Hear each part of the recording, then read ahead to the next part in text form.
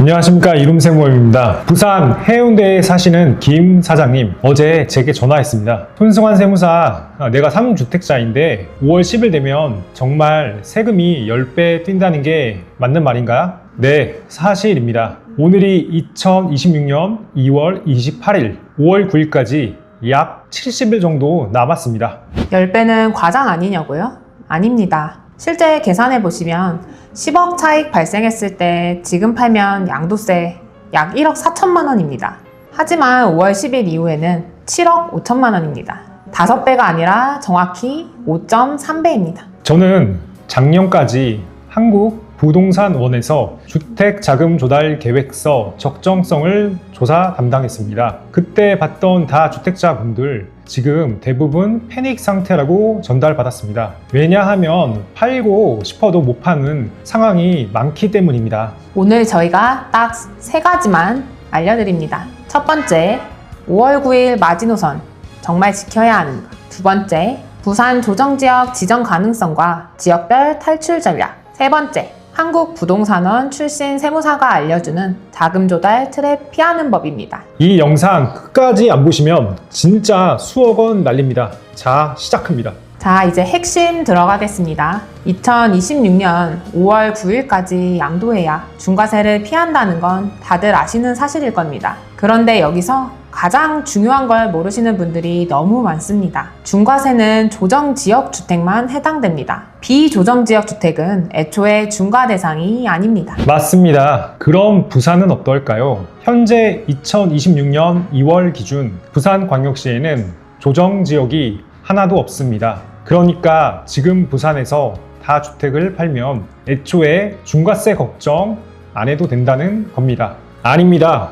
여기가 함정입니다. 5월 9일 이후에 정부가 어느 지역을 조정지역으로 추가로 지정할지는 사실 아무도 모릅니다. 그리고 과거 패턴을 보면 부산에서도 분명히 조정지역 지정될 곳이 있습니다. 21년부터 22년까지 부산에서 조정지역으로 지정됐던 곳 기억하실까요? 해운대구, 수영구, 동래구, 연제구, 남구 이렇게 총 5개 구가 조정지역이었습니다. 제가 실무에서 상담하면서 느끼는 건데 지금 부산시장 분위기 보면 센텀시티, 마린시티가 있는 해운대구, 광안리가 있는 수영구 이 두 곳은 가능성이 높아 보입니다. 실제로 최근 거래 데이터를 보면 이 지역들 거래가 빠르게 오르고 있습니다. 그래서 이 지역에 다주택을 갖고 계신 분들은 지금은 비조정지역이니까 괜찮아 이렇게 하시면 안 됩니다. 그리고 중요한 게 또 하나 있습니다. 5월 9일까지 계약금을 받고 매매계약서를 작성하시면 잔금이 그 이후라도 중과 배제가 가능합니다.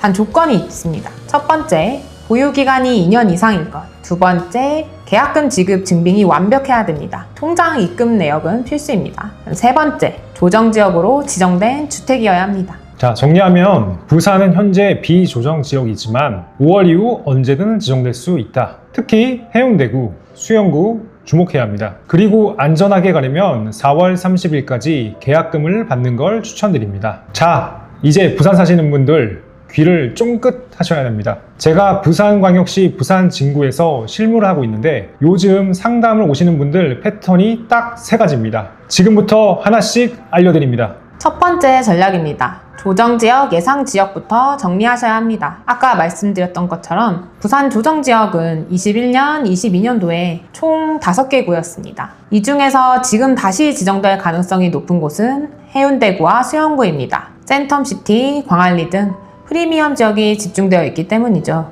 실제 사례를 하나 들려드리겠습니다. 해운대구에 아파트 3채 갖고 계신 분이 저한테 상담을 오셨습니다. 손세무사, 지금은 부산은 비조정지역인데 굳이 서둘러 팔 필요가 있나요? 제가 이렇게 답변 드렸습니다. 해운대는 과거 조정지역 이력도 있고 지금 시세도 계속 오르는 중입니다. 5월 이후 조정지역 지정되면 그때부터는 중과세 맞습니다. 지금 비조정지역이라고 방심하시면 안 됩니다. 두 번째 전략, 인구 감소 지역 활용입니다. 경남 창원, 진주, 김해, 양산 이런 곳에 부모님 집 있으신 분들 많으시죠? 이런 지역은 인구 감소 지역 특례에 적용되는데요. 예를 들면 공시지가 9억 이하면 기존 1주택 비과세를 유지하면서 추가로 주택 취득이 가능합니다. 그러니까 부산에 1주택이 있어도 진주에 집 하나 더 사더라도 1주택자 지위가 유지됩니다. 단 공시지가가 9억 초과하면 바로 2주택자입니다. 올해 2026년 공시지가 확인하셔야 됩니다.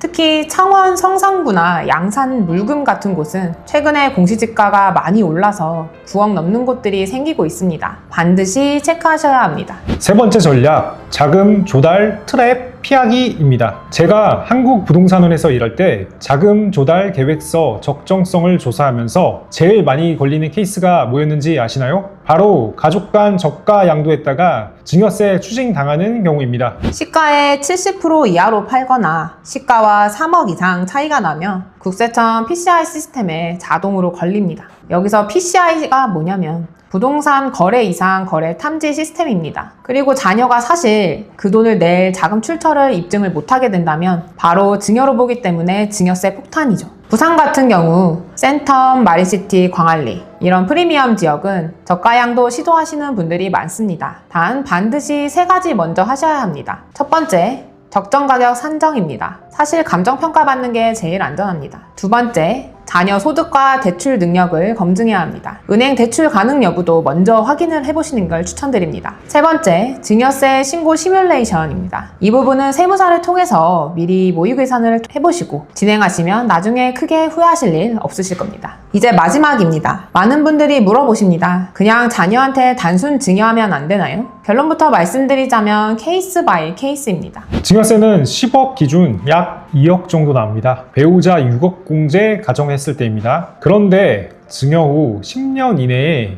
되팔면 2월 가세가 적용되어서 부모님이 샀던 가격으로 양도세가 계산됩니다. 이게 무슨 말인지 예를 들어보겠습니다. 부모님이 20년 전에 1억에 사신 집 지금 시세 10억입니다. 이걸 자녀한테 증여했는데 3년 뒤 12억에 팔았다면 양도 차익은 12억에서 1억을 뺀 11억입니다. 양도세는 약 한 5억 정도 나옵니다. 증여세 2억에 양도세 5억까지 더하면 총 세금으로 납부하는 금액은 7억입니다. 반면 저가 양도는 어떨까요? 가 10억 집을 자녀한테 7억에 팔면 증여세는 안 나오고 부모님이 양도세만 내면 됩니다. 대신 자녀가 7억 자금 출처 입증이 관건이겠습니다. 은행 대출을 받을 수 있는지, 자녀 소득이 어느 정도인지 이게 제일 중요합니다. 그래서 2026년 전략은 이겁니다. 자녀 소득이 많고 대출이 가능하다. 저가 양도를 추천드립니다. 자녀 소득이 없고 부모가 현금이 많다. 그러면 증여 후 10년을 보유하시는 걸 추천드립니다. 둘 다 사실상 애매하시다면 부모님께서 직접 하시고 현금을 10년에 5천만 원씩 증여하시는 게 좋겠습니다. 자, 오늘 핵심 정리합니다. 부산은 지금 비조정 지역이지만